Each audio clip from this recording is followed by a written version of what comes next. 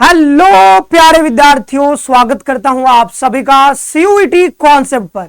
आशा करते हैं आप सब बहुत अच्छे होंगे, स्वस्थ होंगे और प्रसन्न भी होंगे। तो भाई आज की इस वीडियो में बात करने जा रहे हैं बीएचयू हॉस्टल अलॉटमेंट प्रोसेस के ऊपर। यहां पर चर्चा होने वाली है कैसे आपको यहां पर एडमिशन के बाद हॉस्टल मिलता है, प्रोसेस क्या रहता है, कितनी फी लगती है, कौन कौन से हॉस्टल्स हैं और वहां पर कितने सीट्स अवेलेबल हैं, कौन कौन सी सुविधाएं आपको हॉस्टल में मिल जाती हैं, वो सारी चीजें यहां पर इस एक सिंगल वीडियो में डिस्कस करने वाले हैं। तो चलते हैं सीधा वीडियो को आगे बढ़ाते हैं। पीछे आप देख सकते हो यहां पर हॉस्टल के बारे में थोड़ा बीएचयू हॉस्टल लिखा हुआ है, थोड़ा हॉस्पिटल जैसा लग रहा है बट वो हॉस्टल है, यही ने बनाया। थोड़ा आगे बढ़ते हैं। यहां पर आप देखें सबसे पहले कि यहां पर इसमें क्या क्या बात करने वाले, तो जो मैंने बताया वो सब यहां पर बात करने वाले हैं। ठीक है, फीस स्ट्रक्चर से लेकर के यहां पर अलॉटमेंट प्रोसेस सारी चीजें। लेकिन वीडियो में आगे बढ़ने से पहले अगर आप हमारे चैनल पर नए हो तो चैनल को एक बार सब्सक्राइब कर लेना, बेल नोटिफिकेशन प्रेस कर लेना, क्योंकि यहां पर सीयूटी से रिलेटेड हर एक अपडेट आपको दिया जाता है। चलो आगे बढ़ते हैं। और मैं बता दूं कि हमारा जो है क्रैश कोर्स अभी चल रहा है, तो अगर किसी को क्रैश कोर्स में जुड़ करके तैयारी करनी है, ठीक है, सीयूईटी की, तो आप हमारे साथ जुड़ सकते हो। चाहे आप डीयू, जेएनयू, बीएचयू, एयू जैसे यूनिवर्सिटीज में आप पढ़ना चाहते हो, सीयूटी के थ्रू एडमिशन लेना चाहते हो, तो आप इस कोर्स में एनरोल होकर के यहाँ पर तैयारी कर सकते हो। तो एक और चीज, यहाँ पर हमारे एक टेलीग्राम चैनल है सीयूटी कॉन्सेप्ट, तो ये वाला आप जो है टेलीग्राम चैनल कर सकते हो, यहाँ पर सारे अपडेट्स आपको मिलते हैं। चलो आगे बढ़ते हैं।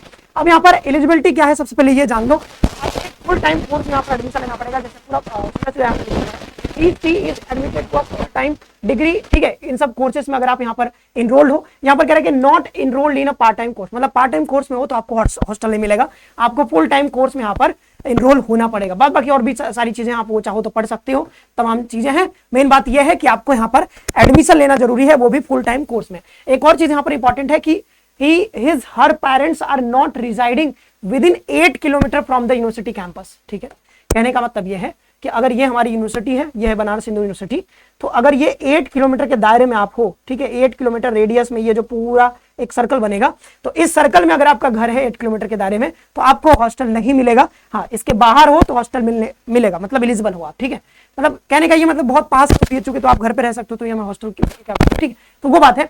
प्रोविजनल ऑफ पेड अलॉटमेंट, तो एक पेड सीट का भी यहाँ पर एक प्रोविजन है, वो ये है कि अगर मान लो कि आपको हॉस्टल नहीं मिलता है तो आप यहाँ पर कुछ एक्स्ट्रा पैसे पे करके आप पेड अलॉटमेंट ले सकते हो। यहाँ पर उसके लिए आपको यहाँ पर कहा गया है कि आपको पैसा देना पड़ेगा, paid allotment fee of 1500 per month. ठीक है, 1500 रुपीज पर मंथ आपको देना पड़ेगा। अच्छा, इतने में आप जो है 15 अगर 2 जन मिल जाओ, दो एक और आदमी अगर 1500 लगा दे तो 3000 हो जाते हैं, और 3000 में आपको बाहर चित्तूपुर के आसपास में आपको बढ़िया हॉस्टल नहीं मतलब रूम मिल जाएगा, तो आप रूम में रहना चाहो तो रह सकते हो।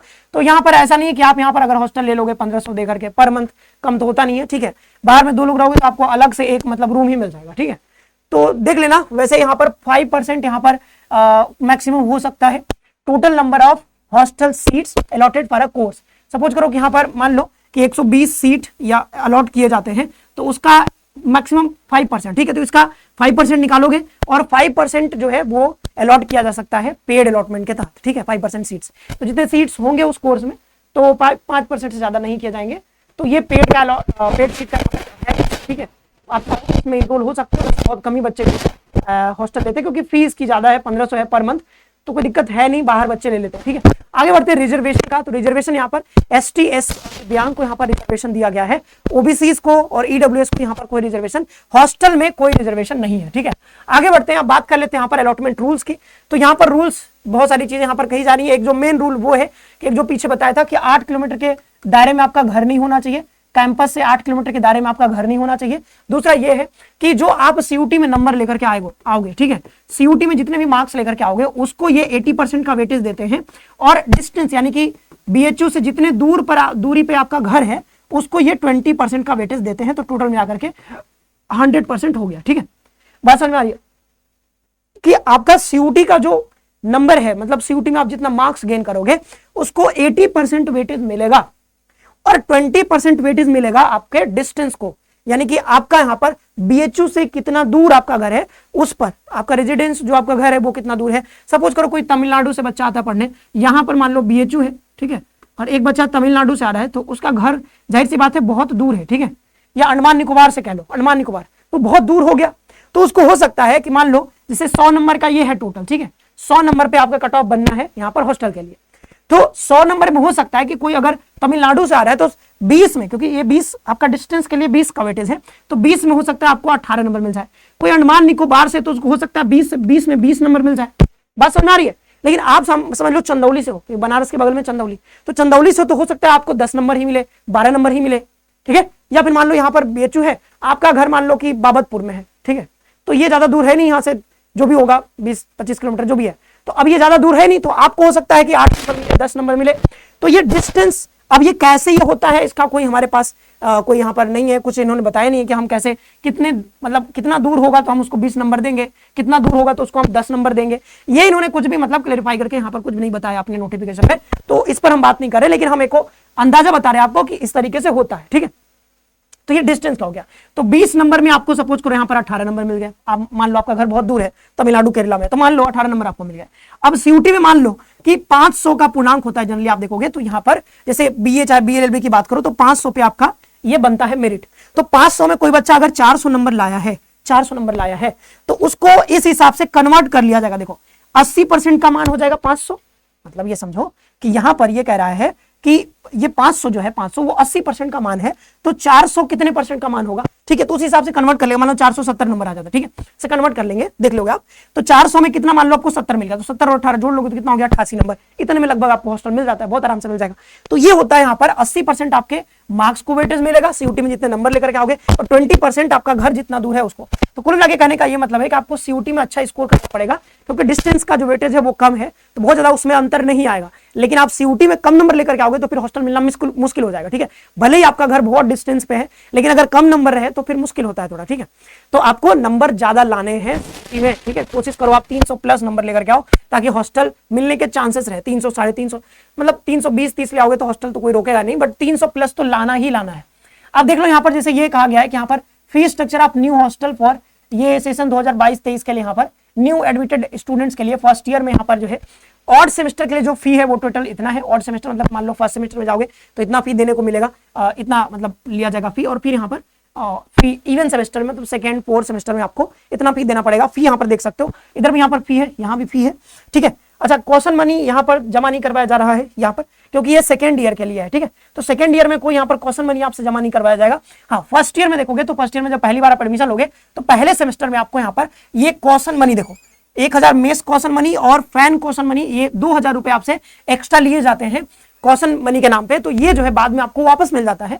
तो इसलिए फर्स्ट सेमेस्टर में देखोगे तो आपकी फी थोड़ी ज्यादा लगती है, मतलब 5000 5,500 के आसपास, लेकिन बाद में देखोगे तो ये घट जाएगी, मतलब वो 3000 के आसपास यहाँ पर ये सेमेस्टर वाइज होता है, मतलब 6 महीने का फी लगभग 3000 के आसपास आपको फी देनी पड़ती है। अच्छा, हॉस्टल वाइज आप देख सकते हो, जैसे ये बाल गंगाधर तिलक हॉस्टल है, ठीक है, ये सारे के सारे बॉयज हॉस्टल है, ये एग्रीकल्चर वाले बच्चों को मिलेगा, जो मतलब बीएससी एग्रीकल्चर में एडमिशन लेंगे उनको मिलेगा, ठीक है।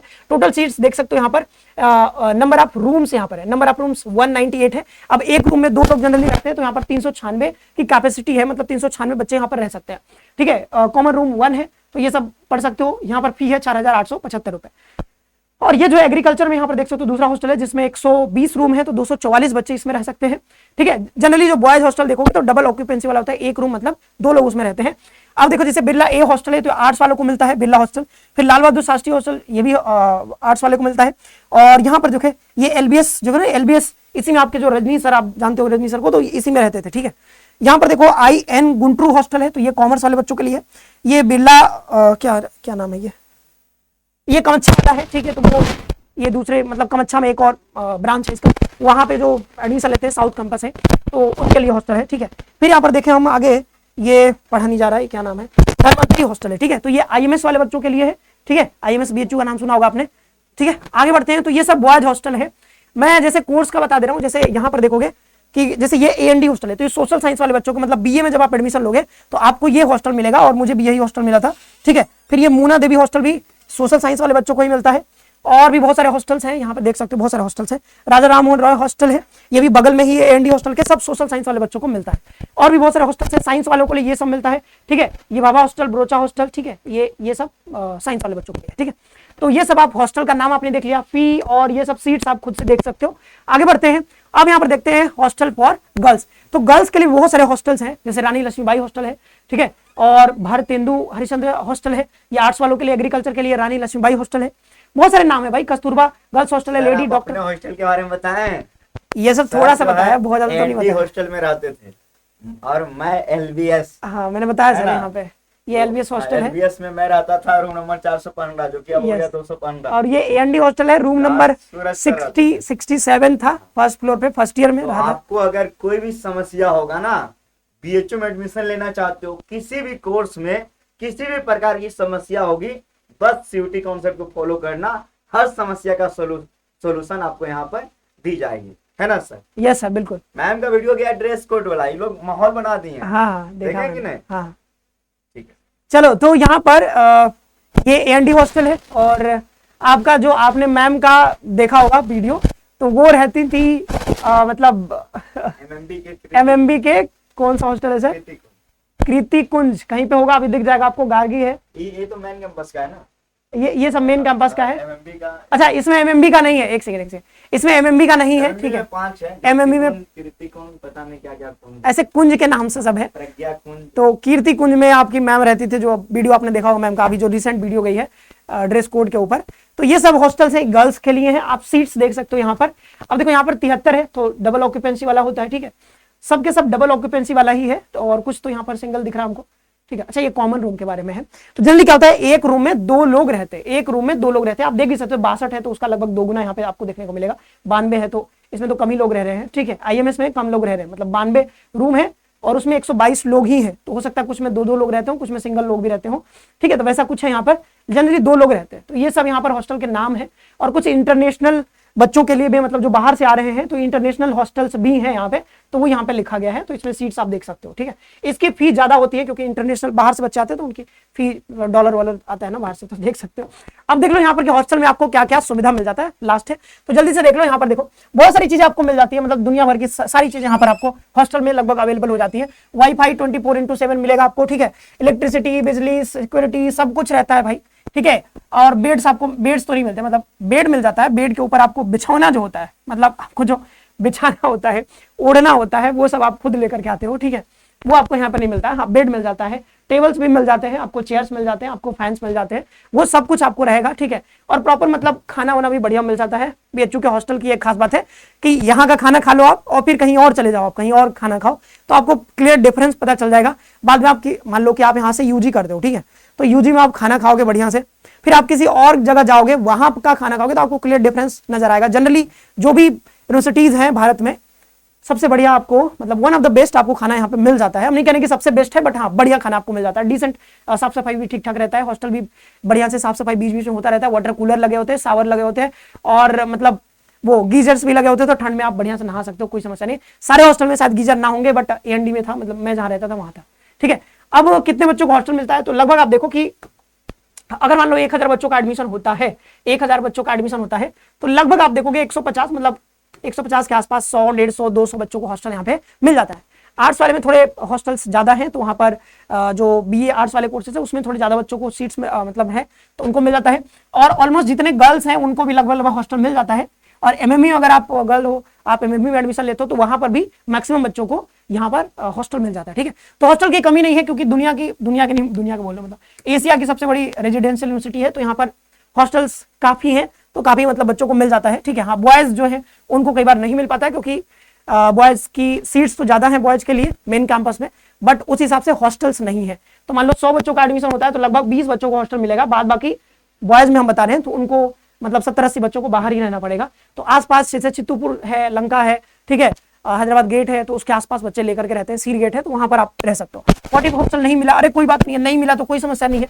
देखो, हॉस्टल आपको नहीं भी मिलता है, तब भी आप बीएचयू के जितने भी सुविधाएं हैं उसका फायदा आप उठा सकते हो। लगभग सारी सुविधाएं आप फायदा उठा सकते हो। आप जैसे हॉस्टल नहीं मिला तो आप हॉस्टल में जा सकते हो, कोई मना नहीं करेगा आपको हॉस्टल में जाने के लिए, ठीक है।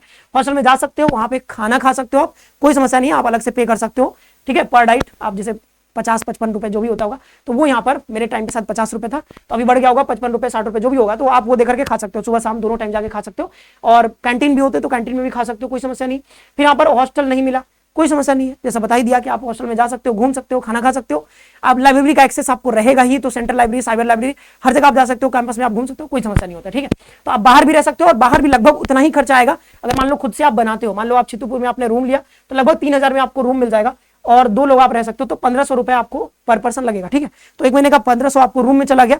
देन 1500 अगर आप और लगा दोगे और अगर थोड़ा आप खाना बनाना चाहते हो तो 3000 से 3500 में आप यहाँ पर काम चला सकते हो। मतलब 2 लोग रहोगे, 1500 इसने मिला है, 1500 तुमने मिला है, ठीक है। तो 1000 रुपए, सॉरी 3000 रुपए हो गए, तो 3000 रूम रेंट चला गया और 3000 में आप खाना पीना बना सकते हो अगर बनाना चाहते हो तब।